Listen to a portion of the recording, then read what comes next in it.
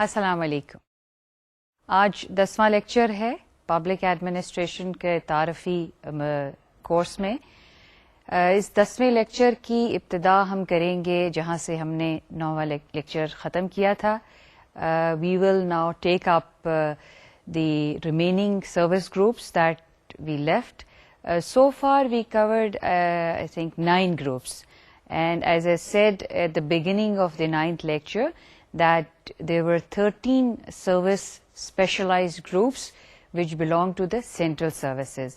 یعنی central services وہ services ہیں جس میں جو لوگ employment لیتے ہیں وہ سینٹر میں بھی اور پروونسز میں بھی کام کرتے ہیں. تو 13 ٹوٹل گروپس تھے اس وقت, اور ان کی structure with in those groups کیا تھی اس کے بارے میں بریفلی ہم نے بات کی تھی. آج ہم اس سے آگے چلتے ہیں اور پھر دیکھتے ہیں کہ اسٹرکچر کیا تھی اور ریفارمز کی ضرورت کیوں پیش آئی. تو ہم نے ختم کیا تھا کہ انفارمیشن سروس تھی. انفارمیشن سروس میں جو لوگ جاتے تھے وہ ان کی نہ صرف یہ کہ وہ پاکستانی انفارمیشن گروپ سے بلانگ کرتے تھے, بلکہ ان کی ڈیوٹیز جو تھیں جو مشنز ابراڈ تھے ان میں بھی لگا کرتی تھی. یعنی وہاں پر پاکستان گورنمنٹ کے بارے میں جو میڈیا کی positive report about the government policies and programs تھی یہ ان کی ذمہ داری ہوا کرتی تھی. تو اس کے بعد یہ تھا کہ جو نیکسٹ گروپ ہمارے سامنے جس کو ہم دیکھ رہے ہیں وہ انجینئرنگ سروس گروپ ہے. یہ سینٹرل انجینئرنگ سروس گروپ جو ہے یہ after the independence the central engineering service group was made the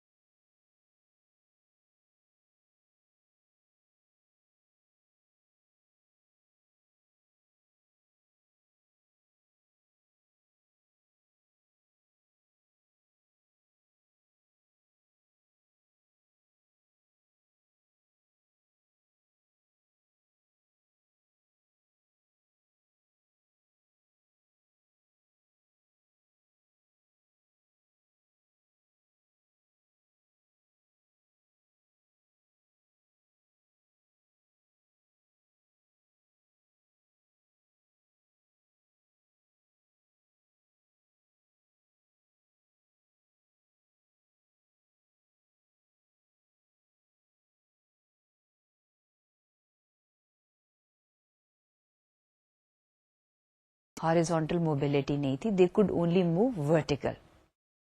So this was the difference between that all Pakistan service and the other central services that were really the specialized groups. اس کے بعد ٹیلی graph engineering service ہے. جیسے کہ اس کے title سے ظاہر ہوتا ہے یہ وہی سروس ہے کہ اس میں جو ٹیلی گراف ڈپارٹمنٹ میں جو انجینئرز ہیں اور جن کی بیسک ڈگری ٹیلی کمیونیکیشن میں ہے وہی اس سروس میں جا سکتے ہیں. اور یہ ٹیلی گراف کی سروس ایک اگین اسپیشلائزڈ ٹیکنیکل سروس تھی. اس کے بعد سینٹرل سیکریٹریٹ سروس تھی. اب سینٹرل سیکریٹریٹ سروس جیسے کہ اس کے نام سے ظاہر ہے اس کا مطلب یہ تھا کہ یہ جو سروس گروپ تھا یہ سروس گروپ جو آفس جاب سے ریلیٹڈ ہے. مثال کے میں یوں مثال دوں گی کہ گورنمنٹ کے آفیسز میں بہت سا کام جو ہے وہ سیکریٹریل یعنی ڈیسک پہ بیٹھ کر ہوتا ہے. اب سینٹرل پہلے تو بفور دس گروپ اس سے پہلے اس سروس کو کریٹ کرنے کا پرپس یہ تھا کہ جو بہت سی فائل کے اوپر باتیں لکھی جاتی تھیں وہ ایک کلیریکل یعنی کلیریکل سٹاف جو ہے وہ لکھتا تھا. اور کلیریکل سٹاف میں آ جاتے ہیں کلیریکل, اس کے بعد سپرنٹینڈنٹ, آفس سپرنٹینڈنٹ, اسسٹنٹس آ جاتے ہیں. تو فائل کو ایک لیول سے دوسری لیول پہ پہنچنے میں بہت ٹائم لگتا تھا. تو اس سیکریٹریٹ گروپ کو فارم کرنے کا پرپس یہ تھا کہ آپ سیکشن آفیسر یعنی ان کلرک کو اور سپرنٹینڈنٹ کو ریپلیس کر کے ایک ہی پوزیشن کریٹ کی گئی تھی جو کہ سیکشن آفیسر کی تھی. اور یہ سیکشن آفیسر کی جو پوزیشن تھی یہ ایگزیکٹو لیول کی پوزیشن تھی, اور یہ اس کی ذمہ داری یہ تھی کہ 2 ٹیئرز کو ختم کر کے یعنی 2 لیولز کو ختم کر کے ایک سیکشن آفیسر کی پوزیشن کریٹ کی جائے. This was constituted in 1959 as you can see in the slide, and as I said the main purpose was to cut down the number of administrative tier in the secretariat for decision making. تو اس service کا یہ مقصد تھا. اس کے بعد general administrative service آتی ہے.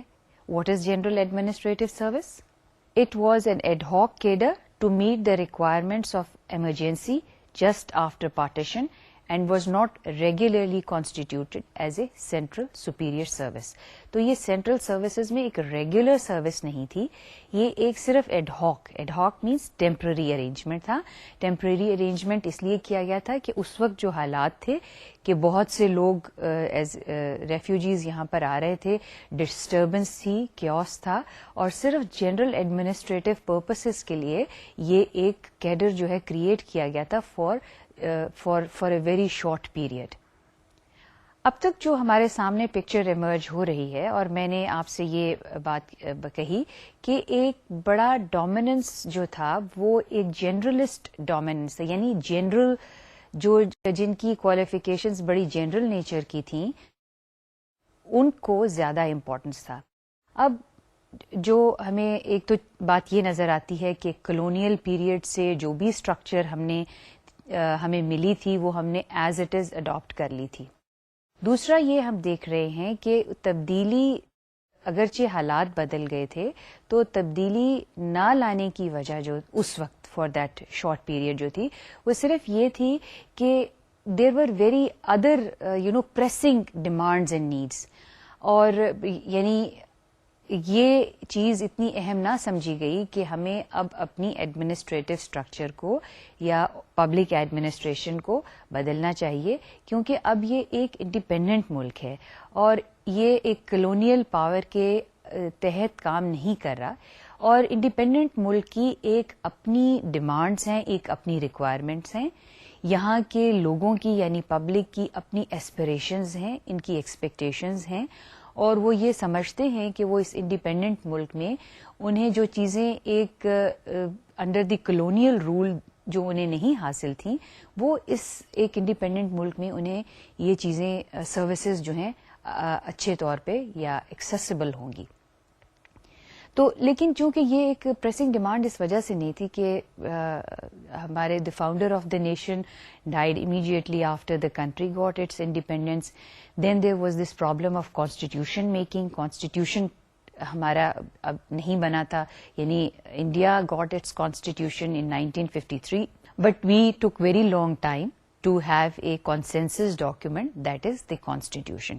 So ہمارے مسائل اس طرح کے تھے کہ اس وقت جو اگرچہ بڑے پریسنگ نیڈس تھیں کہ پبلک ایڈمنسٹریشن کو ریفارم کیا جائے, امیڈیٹلی اس کو اس چیز کی توجہ نہ ملی.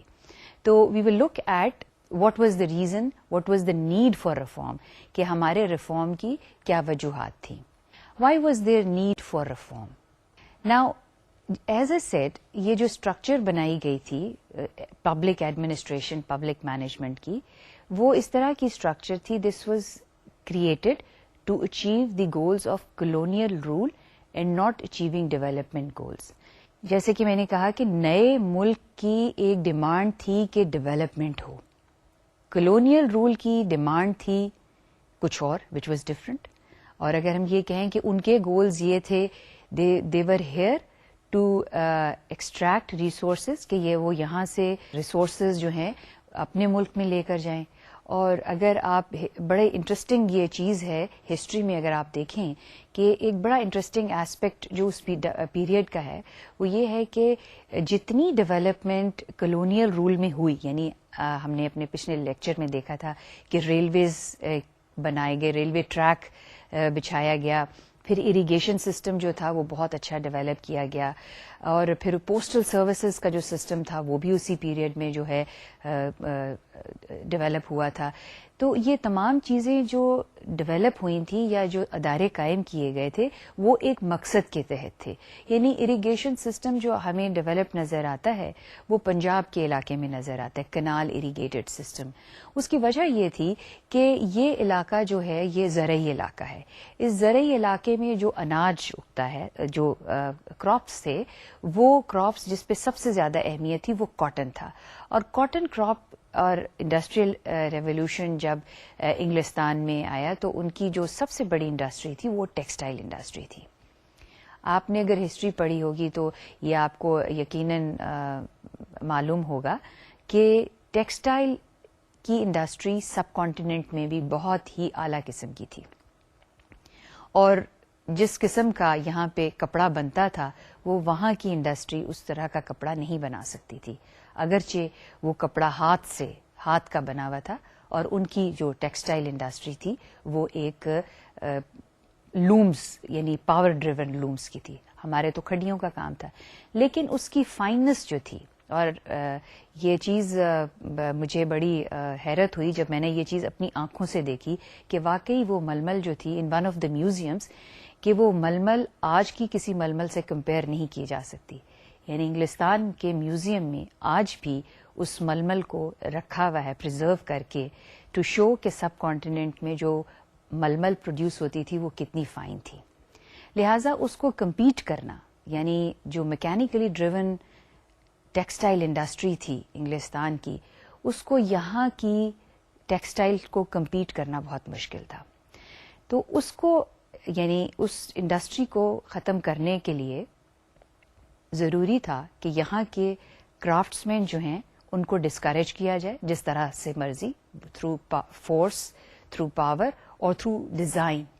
تو یہاں کے کرافٹس کو ڈسٹروائے کیا گیا، اور پھر یہاں کا اریگیشن سسٹم ڈیولپ کر کے، آپ دیکھیں کہ بہت اچھا اریگیشن سسٹم تھا، اس کو اس وجہ سے ڈیولپ کیا گیا کہ زیادہ سے زیادہ آپ کاٹن پروڈیوس کریں، اور اس کاٹن کو پروڈیوس کر کے آپ اس زیادہ سے زیادہ کاٹن کو ٹیکسٹائل، انگلستان کی ٹیکسٹائل انڈسٹری کو as a raw material provide کریں. یہ بات حقیقت ہے کہ ایسا ہی تھا. اور جتنے سسٹمز ڈیولپ کیے گئے، پوسٹ اینڈ ٹیلی گراف کا سسٹم دیکھیں، اور ریلویز کا پرپس یہ تھا کہ اس کراپ کو آپ دیکھیں پشاور سے لے کے کراچی تک، اور کلکتہ جو کہ انڈیا کا ہے، وہاں پہ یہ سارا ٹریک ریلوے کا انگریزوں نے بچھایا. تو یہ تھا کہ پورٹ تک پہنچانے کے لیے، بندرگاہ تک پہنچانے کے لیے ایک ایسا نظام، ایک ایسا سسٹم ڈیولپ کیا جائے جو جلدی سے، کیونکہ اس زمانے میں تو تجارت بذریعہ سمندر ہی ہوتی تھی زیادہ، تو وہاں اس کو پہنچانے کے لیے یہ ریلویز کا سسٹم ڈیولپ کیا، اریگیشن سسٹم ڈیولپ کیا کہ اچھے سے اچھا کراپ ہو. کہنے کا مقصد یہ ہے کہ جو مقاصد ایک کلونیل گورنمنٹ کے تھے اور جو مقاصد ایک نئے ملک کے تھے وہ انٹائرلی مختلف تھے. وہ انہوں نے سسٹمز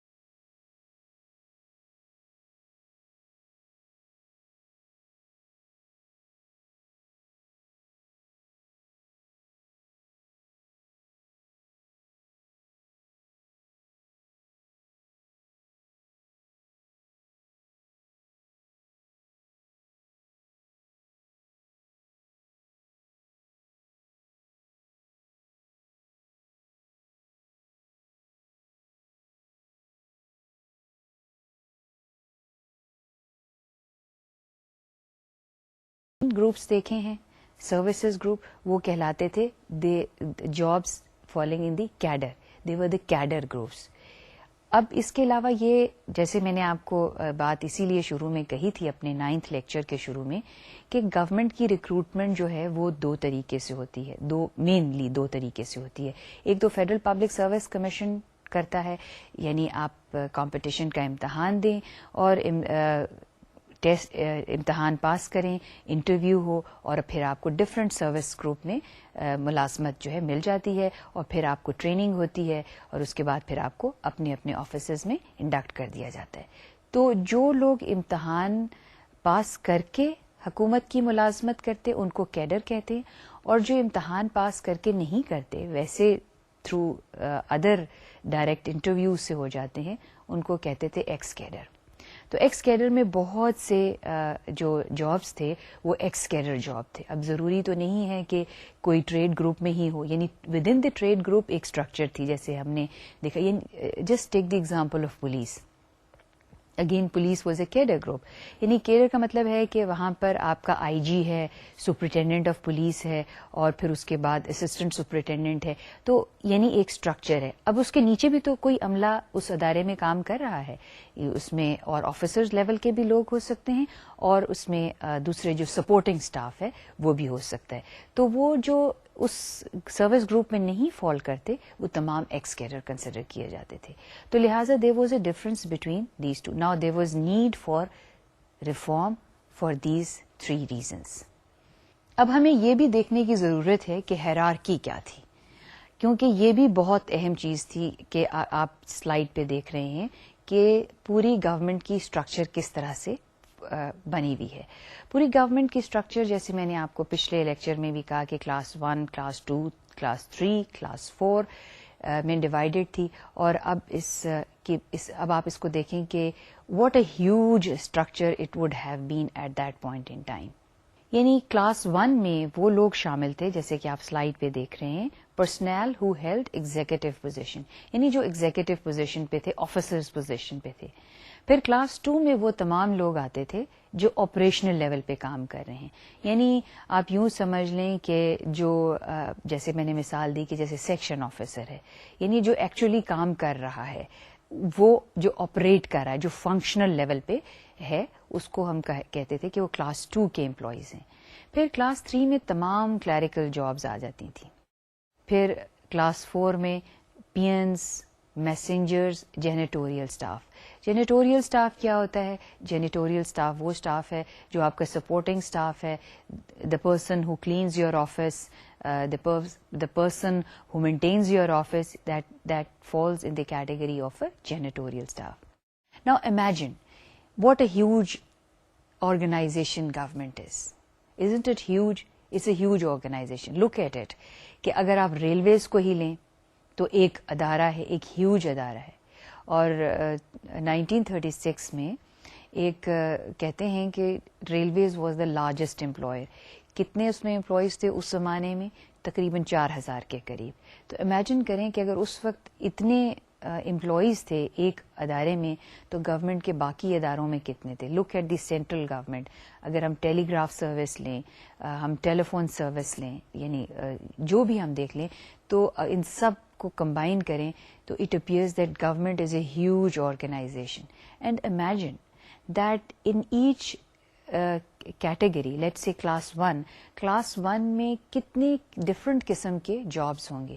یعنی کلاس 1 میں کی کیٹیگری میں ڈاکٹرز بھی فال کر رہے ہیں, انجینئرز بھی. ڈائیورسٹی آف جابس دیکھیں, ڈاکٹرز بھی اس میں فال کرتے ہیں, انجینئرز بھی ہیں, اور کمشنرز بھی ہیں, اسسٹنٹ کمشنرز بھی اسی میں فال کرتے ہیں. تو it was a huge and broad category of class 1. اسی طرح سے اگر آپ کلاس 2 لیول پر دیکھیں اور گورنمنٹ کے سائز کو دیکھیں تو اتنی ایک ہیوج اسٹرکچر آپ کو نظر آتی ہے. تو یہ اتنی بڑی گورنمنٹ کو, وچ از سچ اے mammoth, I would say huge size, is simply divided into 4 classes.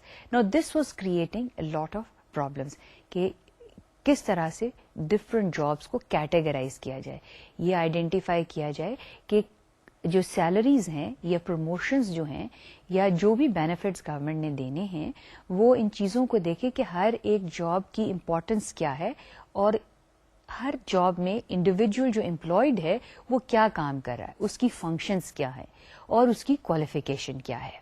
تو اس چیز کو سامنے رکھ انڈیپینڈنس کے جو امیڈیٹلی آفٹر دیٹ ضرورت تو محسوس کی, the government decided to review the whole system, لیکن جو ایکچولی ریفارمس کی ہم پوزیشن دیکھتے ہیں کہ کب شروع ہوئے, دیٹ اسٹارٹیڈ ان 1950s. تو پہلی جو رپورٹ ہم دیکھتے ہیں جو گورنمنٹ آف پاکستان نے اس سسٹم کو ریویو کرنے کے لیے ہمارے سامنے آتی ہے وہ رولینڈ ایگر رپورٹ کہلاتی ہے. Roland eager was a consultant from U S A. ہم نے یو ایس اے سے ایکسپرٹ بلایا کہ ہمارے سسٹم کو ریویو کریں, اور 1953 میں اس رپورٹ میں کچھ بہت ہی اچھی ریکمنڈیشنز اور اس سسٹم کی اسٹرینتھس اور ویکنیسز جو ہیں اس نے بیان کی. رولینڈ ایگر نے اپنی رپورٹ میں جو اس سسٹم کی خامیاں بتائیں وہ کچھ یوں تھیں. اس نے کہا کہ this system is based on personal interest. اب بات اس نے کہی تو صحیح تھی, پرسنل انٹرسٹ سے کیا مطلب تھا اس کا؟ پرسنل انٹرسٹ سے اس کا مطلب یہی تھا کہ لوگ اپنے ذاتی مفاد کو سامنے رکھے ہوئے ہیں اور جو جنرل انٹرسٹ ہے اس کو کوئی اہمیت نہیں. کس بنا پہ اس نے یہ بات کہی؟ یہ اسی بنا پر بات کہی گئی کہ جنرلسٹ کیڈر جو ہے وہ بہت اہم ہے اور جو ٹیکنیکل کیڈرز ہیں گورنمنٹ کے ان کو اتنی اہمیت حاصل نہیں ہے. دوسری بات جو اس نے کہی, اس نے کہا کہ recruitment and selection criteria is not standardised.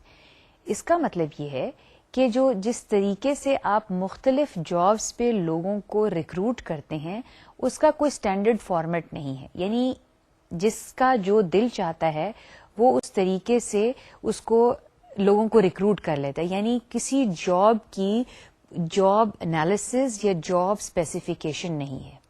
اب میں نے یہ دو لفظ تو آپ کو بتا دیے ہیں لیکن میں اس کو تھوڑا سا ایکسپلین کروں گی تاکہ آپ کو یہ اس لفظ کی سمجھ آ جائے. یعنی جاب انالیسز کیا ہے؟ جاب انالیسز جب بھی کوئی جاب آرگنائزیشن میں کریٹ ہوتا ہے تو اس کو پہلے دیکھا جاتا ہے کہ آیا اس جاب کی ضرورت ہے.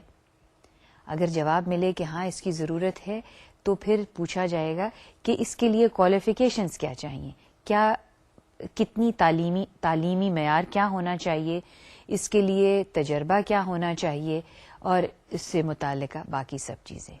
تو اس نے یہ کہا کہ یہ چیزیں اسٹینڈرڈائز نہیں ہیں. آپ ایک ہی جاب ہے اس کے لیے ایک آرگنائزیشن نے ایک اپنا طریقہ رکھا ہے, دوسری نے دوسری رکھا ہے, تو آپ اس کو اسٹینڈرڈائز کریں.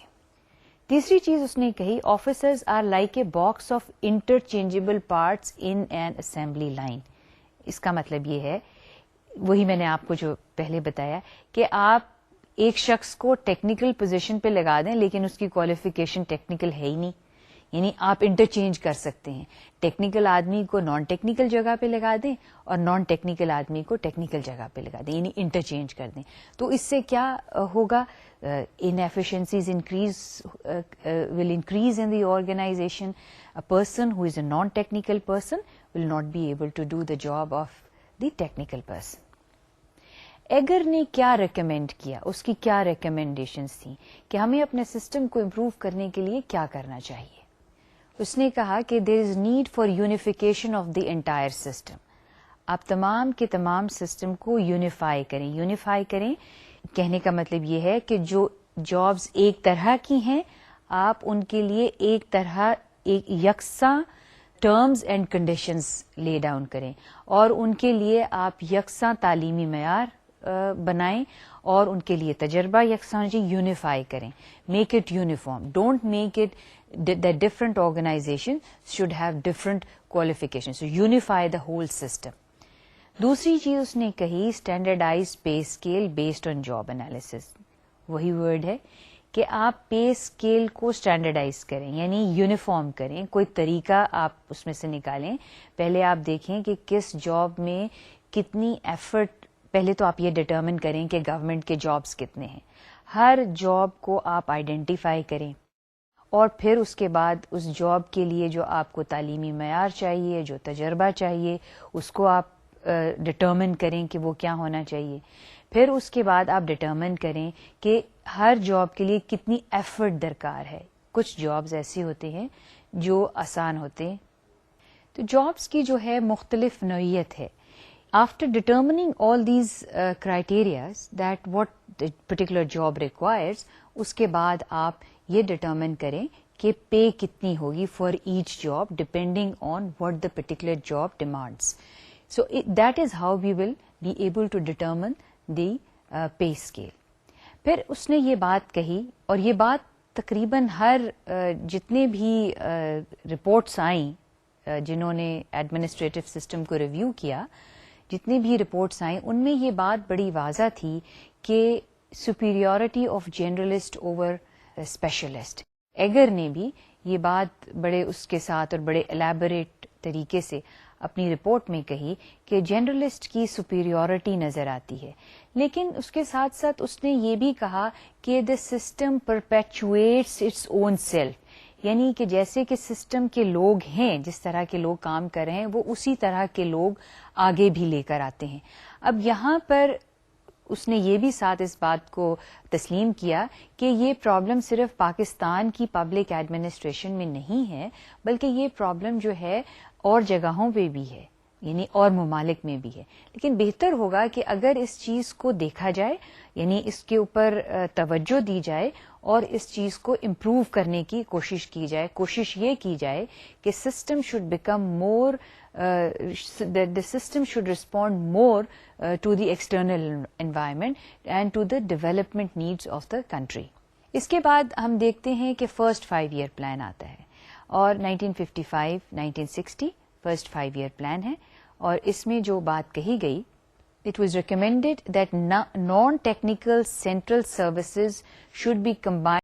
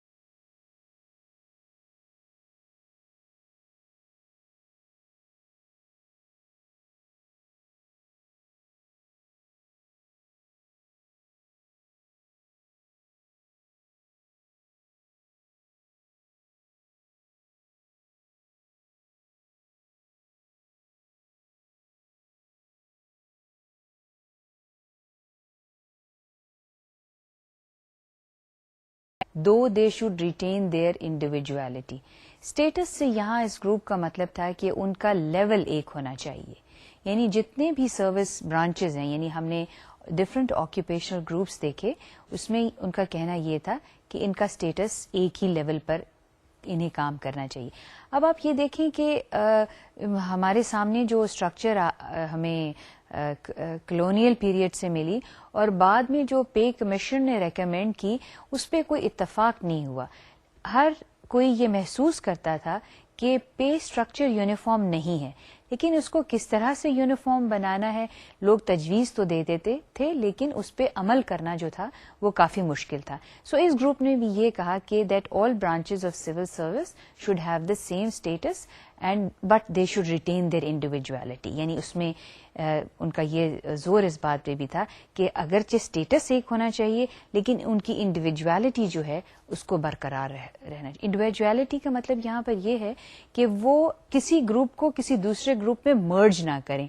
Every group service group should appear as a separate independent group with the same status.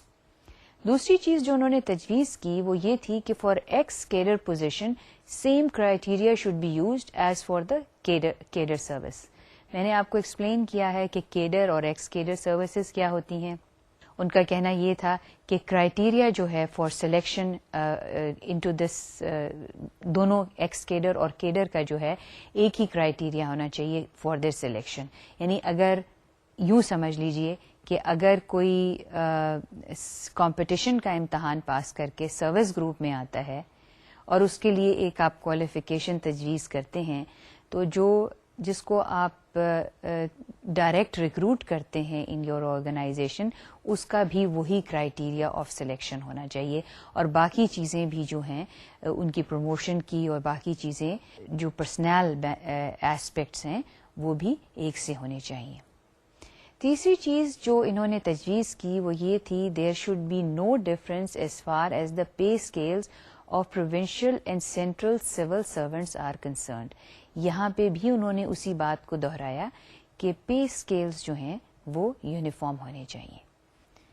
اب جو ہمارے ایڈمنسٹریٹو ریفارمز یہاں پر ہم دیکھتے ہیں، بہت سے پے کمیشنز نے اور کنسلٹنٹس باہر سے آئے، انہوں نے ہمارے سسٹم کو ریویو کیا. اس کی خوبی یہ تھی اس سسٹم کی کہ اس سسٹم میں اگرچہ جنرلسٹ کو بہت تنقیدی نگاہ سے دیکھا گیا اور بہت تنقید بھی کی گئی، لیکن یہ ایک جنرلسٹ کیڈر تھا جس کے اندر ایک ڈسپلن تھا، جس کے اندر ایک اپ رائٹنس تھی، جس کے اندر ایک انٹیگریٹی تھی. اور اس کی وجہ یہ تھی کہ اس جنرلسٹ گروپ کے جو لوگ تھے وہ فارمر ICS یعنی انڈین سول سروس کے لوگ تھے who were really trained under the colonial period and who had really imbibed the values of integrity and honesty and fair play from because they were interacting with the colonial people. They were برطانوی لوگوں سے ان کا interaction تھا.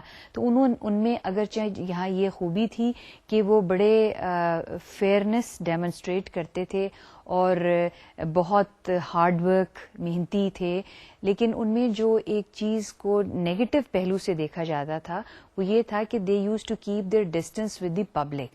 جس طرح سے colonial لوگ اپنے آپ کو ایک علیحدہ سمجھتے ہیں، عوام سے مختلف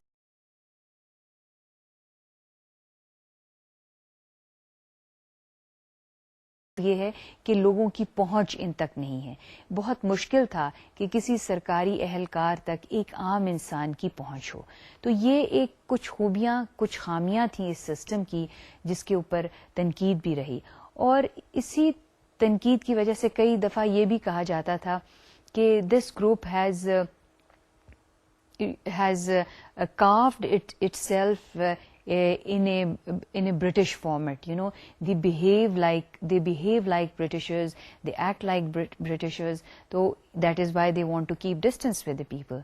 So ان تمام چیزوں کو جب اتنی تنقید ہوئی اور جیسا کہ آپ نے یہ سارے پے کمیشنز اور کنسلٹنٹ رپورٹس کی ریکمنڈیشنز جو آپ کے سامنے اب تک آئی ہیں، اور یہی ایک اس کا یوں کہنا چاہیے جو اس کا کرٹیکل فوکس تھا آف ڈسکشن، وہ یہی رہا کہ جنرلسٹ کو جو ہے وہ ڈومینیٹ نہیں کرنا چاہیے اوور ٹیکنیکل پیپل. تو اس کے جواب میں یعنی آپ یہ دیکھیں کہ 1947 سے لے کر اگرچہ بہت سے کمیشنز کی اور کنسلٹنٹس کی رپورٹ آئیں، لیکن اٹ واز ان 1972 جب ایک ایڈمنسٹریٹو ریفارمز آئے، اور وہ ایڈمنسٹریٹو ریفارمز بہت ہی میسو اسکیل کے تھے. They really changed every thing, right from the class structure کہ کلاس 1، کلاس 2، کلاس 3 اور کلاس 4 میں جو گروپس کو ڈیوائڈ کیا تھا، everything was changed. Now اس کمیشن کی ریکمینڈیشنز کیا تھیں؟ All services and cadres should be merged into unified graded structure. یعنی جتنے بھی کیڈرز ہیں، چاہے وہ ایکس کیڈر ہیں یا وہ آل سروسز ہیں یا سینٹرل سروسز ہیں، ان کو تمام کو مرج کر دینا چاہیے ان اے یونیفائڈ گریڈڈ اسٹرکچر. اب ہم آگے چل کے دیکھیں گے کہ وہ یونیفائڈ گریڈڈ اسٹرکچر کیا ہے. دوسری جو اس کی ریکمینڈیشن تھی وہ تھی all classes among government servants should be abolished. یہ کن کلاسز کا ذکر کیا جا رہا ہے یہاں پر؟ یہ وہی کلاسز ہیں جن کو کلاس 1، کلاس 2، کلاس 3، کلاس 4 جس کی میں نے آپ کو پچھلی سلائیڈ میں جو دکھایا تھا. تو اس کمیشن کا، اس ریفارم کا یہ ریکمینڈیشن تھی کہ ان کلاسز کو ابالش کر دیا جائے، ختم کر دیا جائے، کوئی کلاسز نہیں ہونی چاہیے. تیسری چیز جو ریکمینڈ کی گئی وہ تھا the correct grading of each post will be determined by job evaluation. یہاں پر انہوں نے جابس کو سائنٹیفک طریقے سے ایویلویٹ کرنے کی سجیشن دی. اچھا، یہ طریقہ تو بہت، ریکمینڈیشن تو بہت اچھی تھی، اور اس کمیشن کے لوگوں نے یہ کہا کہ آپ ہر پوسٹ کو پہلے اس کو دیکھیں کہ وہ جاب کیا ہے، اس کا جاب انالیسس کریں اور پھر اس کو آپ گریڈ دیں. Right, you put that job in a particular grade. Now what we see further in the implementation of these reforms is that 600 grades that existed at that time were expected to be put in a scale of 1 to 23. جو different grades ہیں government کے، they were reduced to 23 grades only. یعنی 600 grades reduced to 23 grades. 1 سے لے کے 23 تک. اور تیسری بات جو اس کمیشن نے کہی اور یہ ریفارمز امپلیمنٹ بھی ہوئے وہ تھے کہ ٹیکنیکل پوسٹ ور انٹیگریٹڈ انٹو یونیفائڈ سسٹم. یعنی ٹیکنیکل پوسٹ یعنی انجینئرز ہیں یا ڈاکٹرز ہیں یا پروفیشنلز ہیں یا ٹیچرز ہیں، ان سب کو انٹیگریٹ کر دیا گیا ان اے یونیفائڈ گریڈ سسٹم. مثال کے طور پہ آپ یہ کہیں کہ اگر اسسٹنٹ کمشنر گریڈ 17 میں ہے تو ایک ڈاکٹر جو ہے وہ بھی گریڈ 17 میں ہے. یعنی ایک یونیفارمٹی جو ہے آف اسکیلز انٹروڈیوس کر دی گئی through these administrative reforms. Occupational groups, اب انہوں نے یہ نام دیا اس کو آکوپیشنل گروپس کا. اصل میں یہ وہی سروسز گروپ آپ کو جو دکھائے کہ from the time of independence to up till 1972 جو یہ ریفارمز جب آئے ایڈمنسٹریٹو ریفارمز، ان کو انہوں نے کہا کہ the whole services will be divided into occupational groups. یہ آکوپیشنل گروپس کون سے تھے؟ یہ دیکھیں، ڈسٹرکٹ مینجمنٹ گروپ ہے، police group, income tax group, customs and excise group, accounts group, information group, postal group, commerce group, foreign affairs group, office management group, military land and cantonment group, railways group, secretariat group, tribal areas group, economist and planner group. اس وقت اس کو تفصیل سے اس لیے نہیں بتا رہی ہوں کہ یہ وہی سروس گروپ تھے جن کو ہم نے ابھی دیکھا، جو پچھلے 9ویں لیکچر میں اور اس لیکچر میں ہم نے دیکھا کہ اس میں کہا گیا تھا کہ یہ سروس گروپس کہلائے، اور یہاں پر انہوں نے کہہ دیا یہ آکوپیشنل گروپس ہیں. یعنی اسی چیز کو ایک ڈفرنٹ نام سے اور کچھ چند ایک گروپس جو ہیں ان کو چینج کیا گیا. مثال کے طور پہ ٹرائبل ایریا گروپ جو ہے اس میں نہیں تھا, اب انہوں نے اس میں شامل کر لیا tribal area group. Secretariat group جو ہے وہ وہی گروپ تھا جو سیکشن آفیسر اسکیم, جیسے میں نے آپ کو بتایا تھا کہ ایڈمنسٹریٹو سیکریٹریٹ گروپ جو تھا تو اس کا نام دے دیا گیا.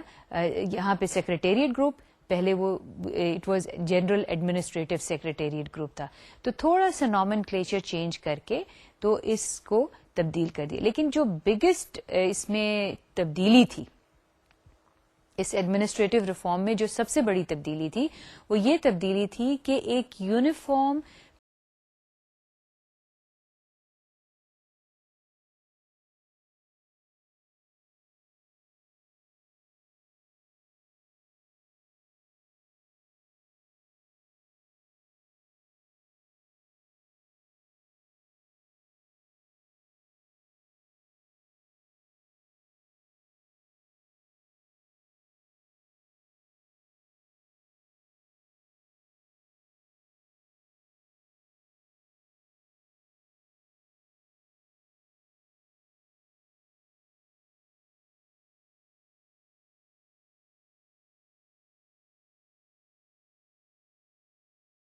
Service act 1973. تیسری بات کہی گئی, the concept of lateral entry was introduce. The concept of lateral entry was introduce. یہ لیٹرل انٹری کیا تھی؟ یہ لیٹرل انٹری کا کانسیپٹ یوں تھا کہ آپ کے سامنے یہ 14 آکیوپیشنل گروپس تو موجود ہیں جو مقابلے کا امتحان دیں گے, یعنی کمپیٹیٹو ایگزامینیشن میں اپیئر ہوں گے اور وہ اس کو کوالیفائی کریں گے, وہ تو ڈفرینٹ سروس گروپ میں فال کریں گے. لیکن جو مقابلے کے امتحان میں نہیں بیٹھے لیکن ان کی کوالیفیکیشنز یا ان کا تجربہ یا ان کے پاس ایسی ایکسپرٹیز ہے جس کی حکومت کو ضرورت ہے, لہذا ان کے لیے ضروری نہیں کہ وہ مقابلے کا امتحان دیں. These can be recruited laterally, یعنی وہ کسی لیول پہ بھی.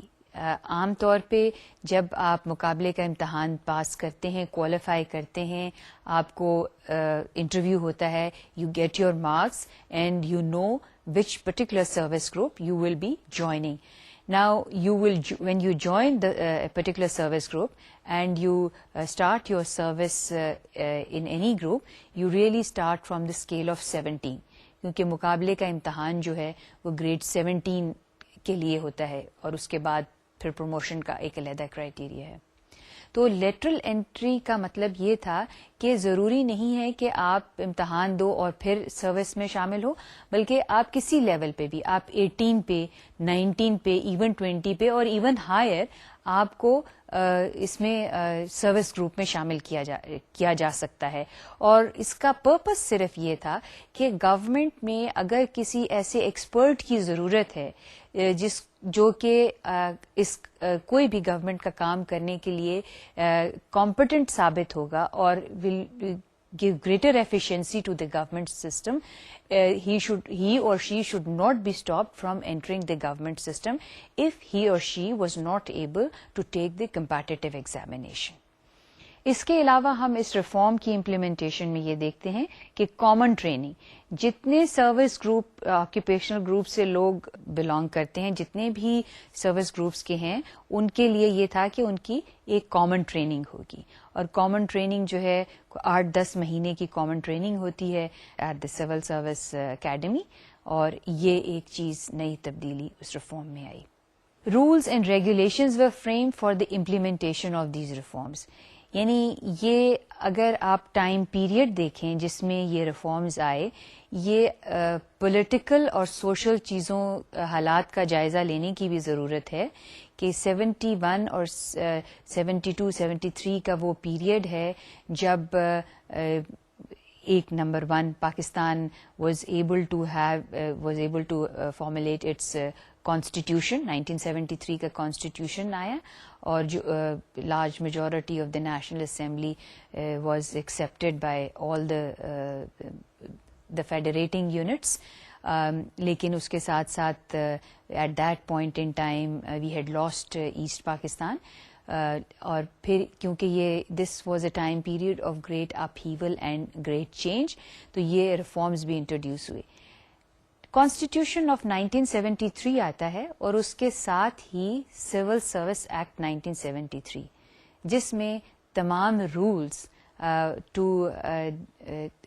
all the rules were formulated under this act, that what will be the promotion criteria, how the civil servants will be recruited, how they will be promoted, what their benefits are going to be, retirement, all the matters relating to civil servants were laid down in the Civil Service Act 1973. یہی آپ slide پر دیکھ رہے ہیں کہ 1973 میں civil service act کی جو چیزیں اس میں شامل تھیں وہ کیا کیا تھیں. اب ہم یہ دیکھتے ہیں کہ ان ریفارمز سے جو مزید تبدیلیات آئی ہے وہ یہ ہے کہ پوری سول سروس کو 3 کیٹیگریز میں ڈیوائڈ کر دیا ہے. کیا تھی وہ کیٹیگری سول سروس کی؟ ایک جنرلسٹ سروسز ہیں، ایک سیمی ٹیکنیکل اور اسپیشلائز سروسز ہیں، اور ایک پیورلی ٹیکنیکل سروسز ہیں. اب یہاں پر کرائیٹیریا فار ریکروٹمنٹ جو ہے وہ بھی سول سروس ایکٹ میں دیا گیا. تو کرائیٹیریا آف ریکروٹمنٹ جو تھا وہ پیورلی بیسڈ آن میرٹ، یعنی میرٹ کے علاوہ کوئی بھی کرائیٹیریا نہیں ہو، یعنی سفارش کو کوشش کی گئی کہ سفارش کو ایلیمینیٹ کیا جائے.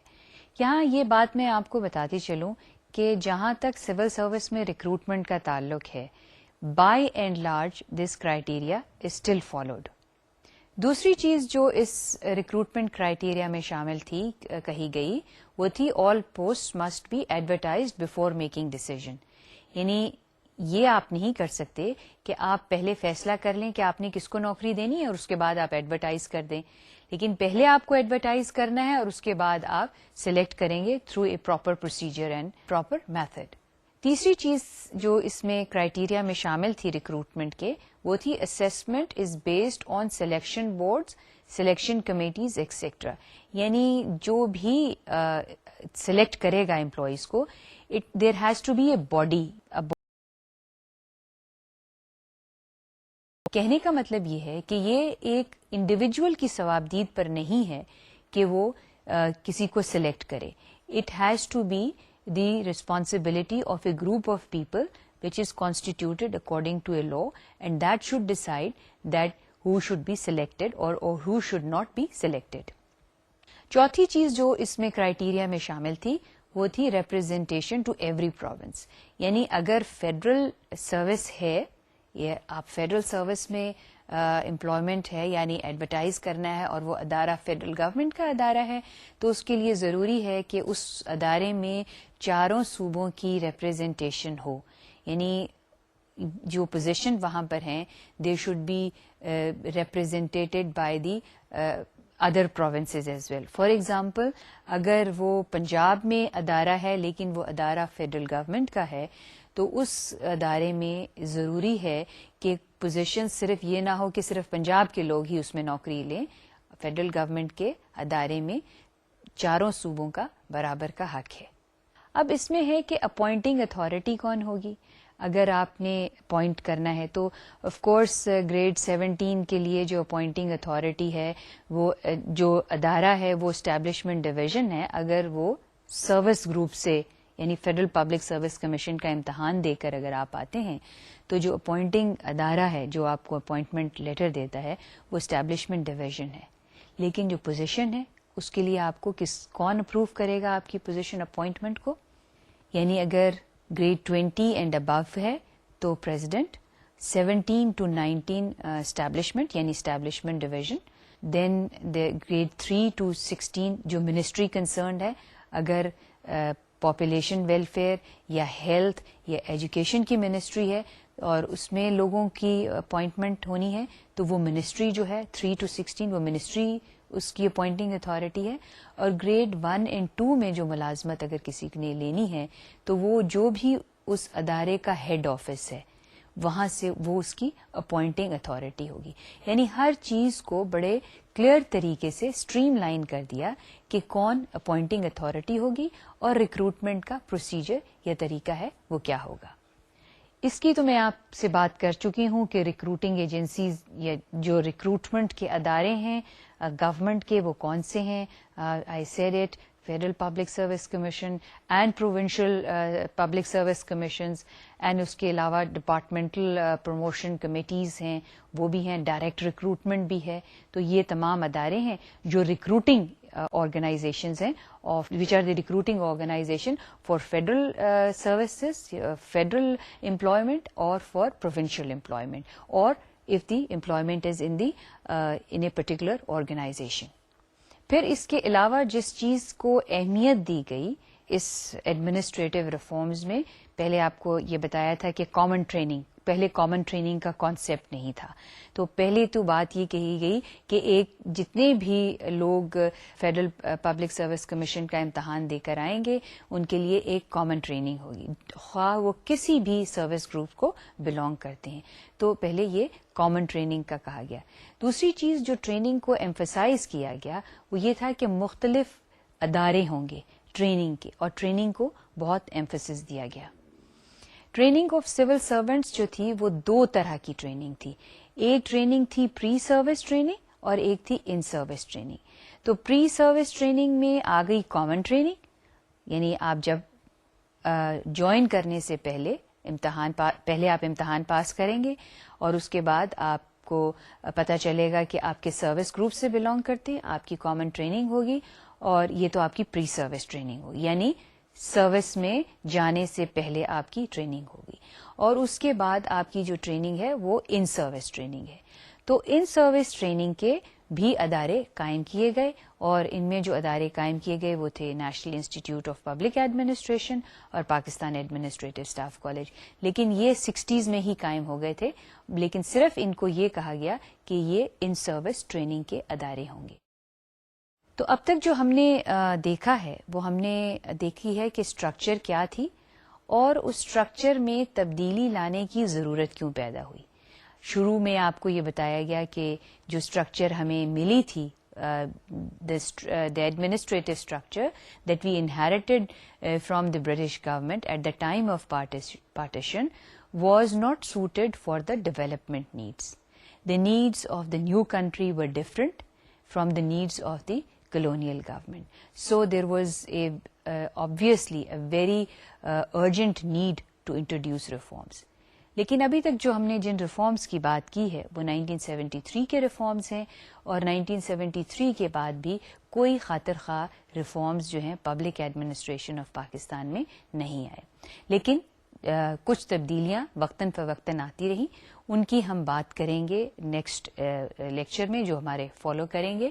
آج تک کے لیے جو ہے وہ یہی ہے کہ ہم نے ٹریننگ کو دیکھا, ہم نے ریفارمز کو دیکھا, اور ہم نے ایک نئے ملک کی جو ضروریات تھیں ان کو دیکھا, اور ریفارمز میں جو سجیشنز آئیں ان کو ہم نے, ان تمام چیزوں کو ہم نے دیکھا. تو امید ہے کہ اب کچھ چیزیں آپ کے سامنے پبلک ایڈمنسٹریشن کے حوالے سے واضح ہو گئی ہوں گی اور واضح ہوتی چلی جائیں گی. جیسے جیسے آپ اس کورس میں مزید آگے بڑھیں گے ہم, تو بہت سی چیزیں واضح ہوتی جائیں گی. تو آپ کو جو آپ کی ایز اے اسٹوڈنٹ ذمہ داری ہے, مجھے یقین ہے کہ آپ وہ پوری کر رہے ہوں گے, اور پھر آپ سے نیکسٹ لیکچر میں ملاقات ہوگی. اس وقت تک کے لیے خدا حافظ.